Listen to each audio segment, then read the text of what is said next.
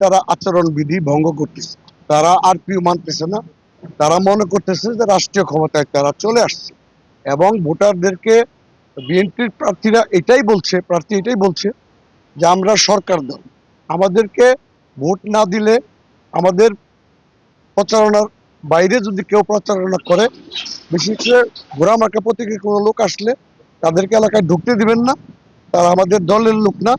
আমরা আমরা সরকারে আছি, মানুষের মধ্যে একটা ভীতিকর অবস্থা। আসলে সরকারে কেউই নাই, সরকার এখন আহ অন্তর্বর্তীকালীন সরকার, এই সরকার নিরপেক্ষ, কিন্তু পাবলিককে এটা বোঝাতে খুব কষ্ট হচ্ছে।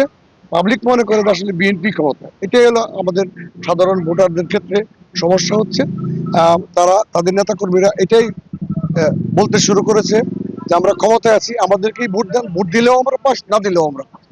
এই জায়গার মধ্যে একটা কনফিউশন আছে, সেটা ওভারকাম করার জন্য, সেটা সেটা বোঝানোর জন্য আমি আপ্রাণ চেষ্টা করতেছি। আশা করি যে নির্বাচন 12 তারিখে হবে এবং সেই নির্বাচনের পূর্বে আমি যতটুকু সম্ভব ততটুকু আমি এটা মানুষকে বোঝাতে চেষ্টা করব। এবং যদি পরিবেশ এরকম থাকে বা এর সাথে যদি খারাপও হয়ে যায়, তারপর জনগণ আমার পক্ষে আছে, বিজয় আমার সুনিশ্চিত। দিন যাচ্ছে আর অনেক সমস্যার সম্মুখীন হচ্ছি। আমার নেতা কর্মীরা আমাকে ছাড়া প্রচারণায় যেতে পারতেছে না।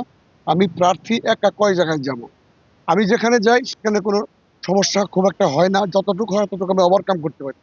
কিন্তু আমার কর্মীরা বেরোইলে সেখানে প্রতিবন্ধকতার সৃষ্টি হয়, আমাকে ফোন করে, আমি বললো ওখানে শেষ করে তোমরা চলে আসো। এই একটা পর্যায়ের মধ্যে আছি, এজেন্টদের প্রতি হুমকি ধুমকি হচ্ছে। এখন মানে খুবই একটা অস্বস্তিকর অবস্থা।